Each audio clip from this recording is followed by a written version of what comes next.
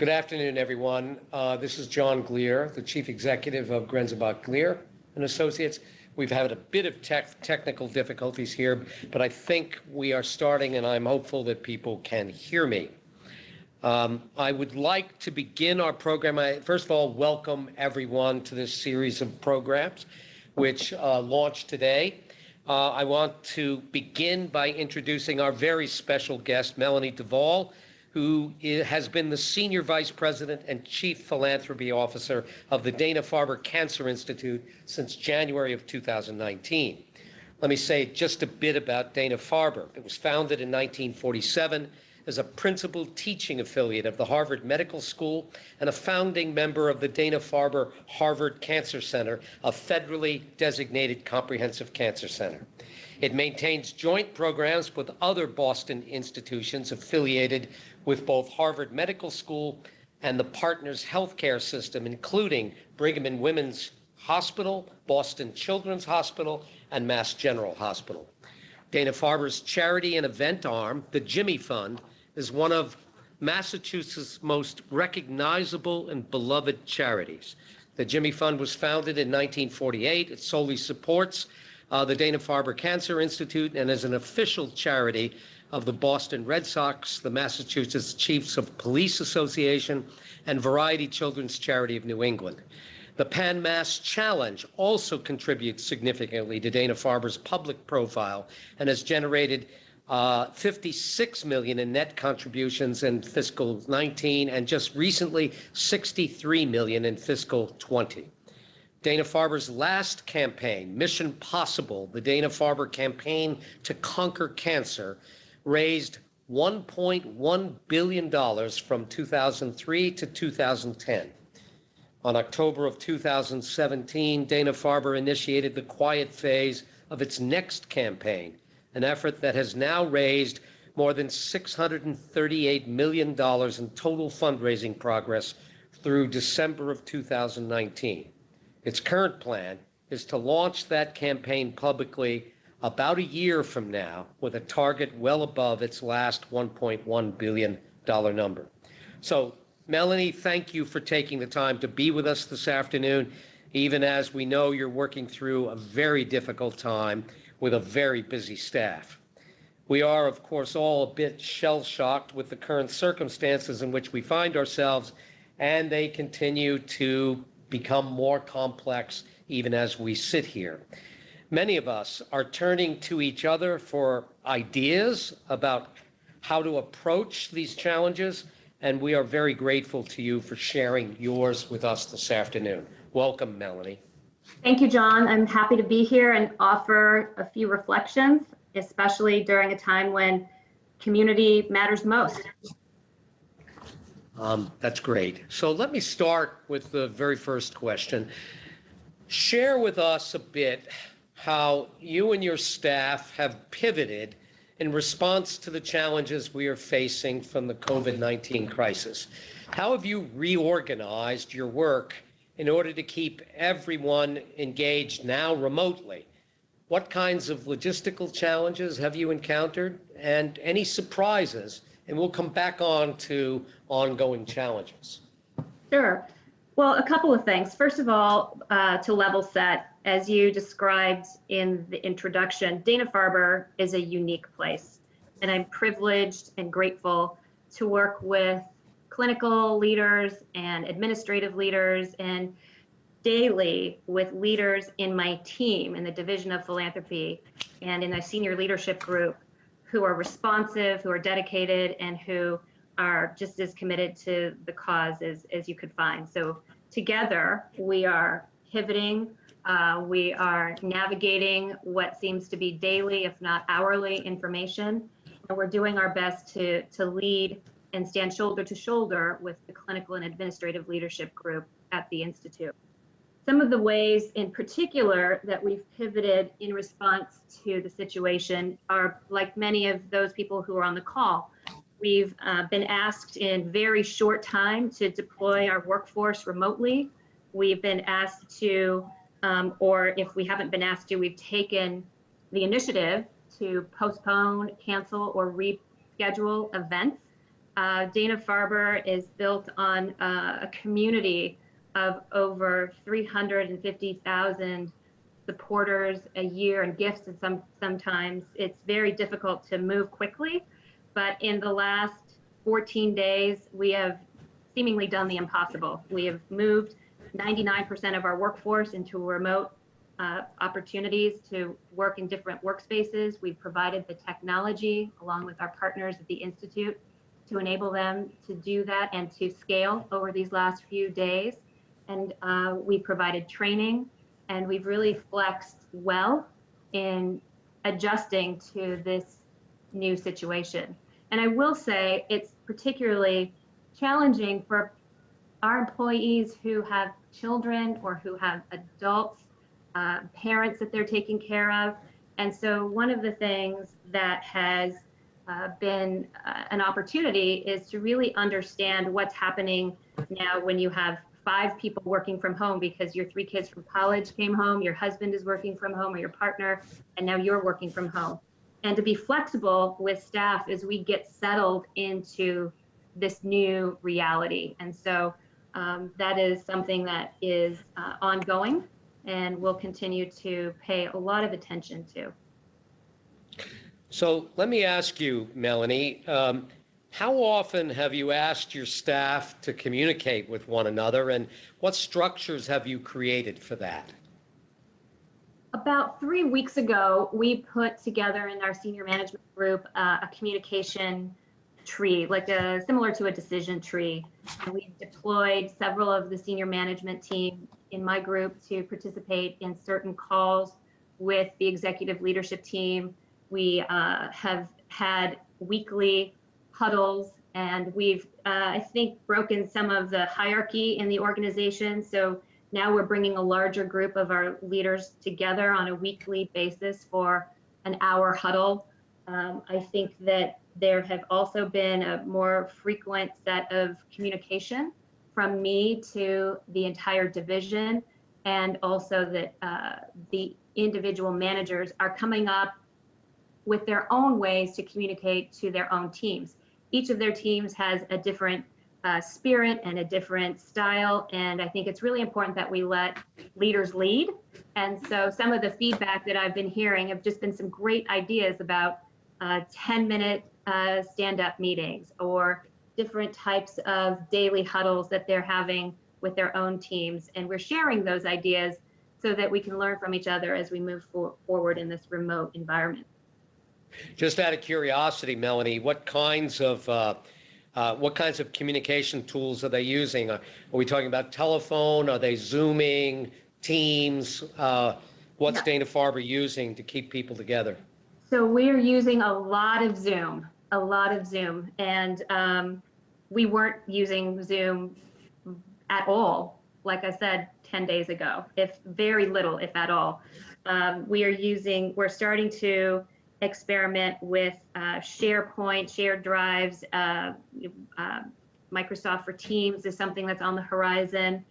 So we're really trying to flex and expand as our capacities for adapting this new technology is becoming comfortable. Yeah. So in this context, as you think about all the decisions you make on the fly, the kinds of challenges you face, any particular characteristic of your decision making as a senior leadership team? How are you doing that? Do all of you get together on a regular basis? How's it work? Well, we had a pretty structured meeting schedule in place as it is, which was helpful, and we've kept that structure throughout this situation. In fact, we've added a few additional meetings. And one of the things I think is important to communicate is that, especially going into this situation in the way that it was moving over the weekend, where schools were starting to shut down, and here in Boston, there were more things that were happening much more quickly, is over the weekend, just communicating with my senior management team to say, as much as I can, I'm going to let you have, as much of the weekend as possible. The executive leadership team at the Institute is meeting on a daily basis over the weekend, sometimes 3 or 4 meetings a day. So if I do reach out, it's only going to be because it's critical that I get a response back to them. But I think managing how much information is going to be shared in what time frames is really important, because in this period, everyone is on hyper sensitivity, overload, lots of messages coming out. So I think it's becoming important to share the frequency of communication and try to minimize that as much as we can, so people can actually do the jobs that they're trying to do. Yeah. Shift for just a second to the challenges of continuing to staff the office in any way. Obviously, all of us are beginning to face some real challenges around shelter in place, which we think is about to happen in Chicago. But what tasks seem to require staff in the office, and what sort of skeletal staff have you had in place? So we've had wonderful response from our staff who have been set up to work remotely, but who have, offered to come in if necessary. We've had about 12 people in the office to manage the front desk and the phones and mail. This week, we anticipate that may change in the days ahead. And the one thing we're really, trying to find some ways to modify our business around is mail and receipting and depositing our gifts. And so what we've been doing is we've been checking in for the last several weeks proactively with vendors, so that we can have the proactive conversation of, what's your time horizon for significant changes that we should anticipate, not knowing that or not expecting that we might be their first call, but maybe their 10th call. And by that time, we might not have enough runway to pivot. So we've had some great vendors, one in particular today, who reached out with us about a change that we anticipate coming. And they've got some wonderful workarounds that they've already proactively thought of. So having those conversations proactively with your vendors to help find how much runway you have to change some things is something I would definitely encourage. Don't wait for them to call you. And that's really the main thing we're trying to address is the mail. We've been, one of the things that's a characteristic of all of our shops, I'm sure, is the quick and the routine response of gratitude and acknowledgement of gifts. And that may take a little bit longer than what is our normal standard operating procedure. It might not be paper. It might be an email to start, followed by a PDF. And as we move into these longer term situations, those are the types of things we're going to need to be creative around. Yeah. Remind us for a minute, Melany, how large is the team at Dana-Farber? What kind of scale of staff are we talking about? We have over 250 full-time employees. And just by scale, we also have a huge event-driven program, and we're lucky to have it. And those are another group of constituents that we speak with and have been speaking with on a regular basis, especially these last 2 weeks, led by our senior manager in my division, Suzanne Fountain, who works with the Jimmy Fund community. She and her team, along with several of the other members of the staff, are reaching out on a daily basis to talk with those third-party event hosts about alternatives, keep in touch with them, ask them how they're doing, really try to keep that sense of community. And it was really difficult to make the decision to have to let them know that their event needed to be postponed or canceled. They worked so hard for months to organize these incredible events on our behalf, but because of an abundance of caution, our patients come first, and these are the decisions that we're making. Those were tough conversations, but I think people really understood what we were trying to do. So let's stay on that for a minute, Melany, and talk a little bit about how your team has sort of rethought your engagement with ongoing donor and prospect communities.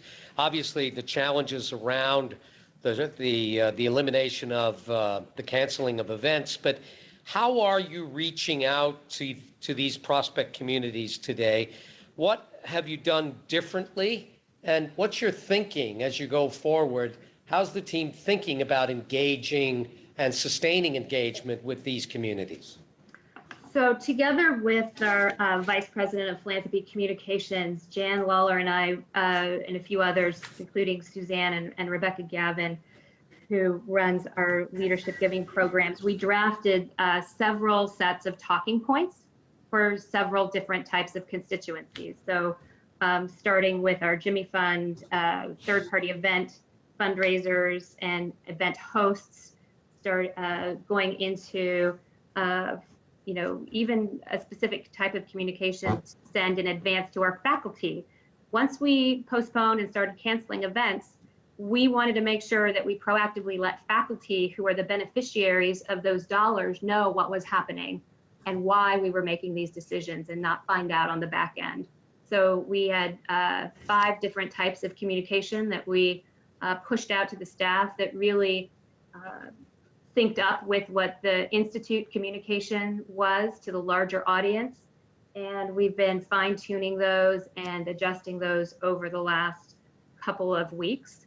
We're being more intentional and specific now that we have a better understanding of how people can help. And I think things like, signing up to make blood donations, participating in special funds that are about to launch to help our community of first responders as well as patients. People are now asking us what they can do to help, and we're trying to be responsive, but also follow their lead and their comfort level. Yeah. How have you shifted, in particular, the kind of messaging that you're using? And as you talk about their gift support, any characteristics as you look at your message points about how you're still approaching their philanthropy? I think one of the things that we're focusing on is our messaging is patients first, and also the fact that in this situation, we're making decisions that are kind of not on the fly, but are, we're responding as quickly as we can and as thoughtfully as we can. And it's all about mission and, again, patience, and particularly in an environment where we have people coming in the doors who are among the most vulnerable in this situation, not only in terms of age, but also in terms of having an immune compromised patient population is very, very challenging, and it really is driving all of the decisions that we're making. So the messaging around commitment to mission, commitment to patients, commitment to our caregivers, and just staying connected in community is another important theme in our messaging. That's great. That's really helpful. Let me just ask you, as you think about the challenges of the coming weeks, think about, in fact, keeping your team well engaged and sustained across all of their activities, and the major shift away from your events. Share with us what you think are some of the key challenges that you're likely to face in the coming months. Well, I think some of the challenges in the coming months will be creating a different type of culture with our staff in a remote environment, and really leaning into that and making it part of our normal business and making it fun and trying to, again, keep that fabric of community together. I think the challenge will be all of our planning and operational plans and 3-year plans are now kind of set aside. And the challenge will be to really focus, without a lot of information at this point, what the next 3 months look like and what the next 3 months look like after that. And we have a great team who's able to pull together information, and there isn't just that much we can forecast in this current environment, but we're doing the best that we can. I think we also have this incredible community with our board and our CEO, who is committed to the Institute, and regular and consistent communication with that group will help us with our major gift pipeline and some of the larger gift conversations that we hope will be able to be picked up is at the right time. And we're really trying to stay in touch and focus on being in communication and following their lead. But in those conversations, really, again, focusing and talking about the impact of this unprecedented time in the lives of the patients we serve. So, Melany, it sounds like you've really focused the attention of the team and your efforts on the near term and have put aside campaign thinking for a moment. I think we both know that moving through the end of the year, you were in full gear, focused on where the Institute was going in terms of this campaign that's in its early stages. How have these events impacted your own thinking on campaign and the kind of lift that you're looking for in your program? I actually think that we may have set aside campaign thinking in terms of these last few weeks.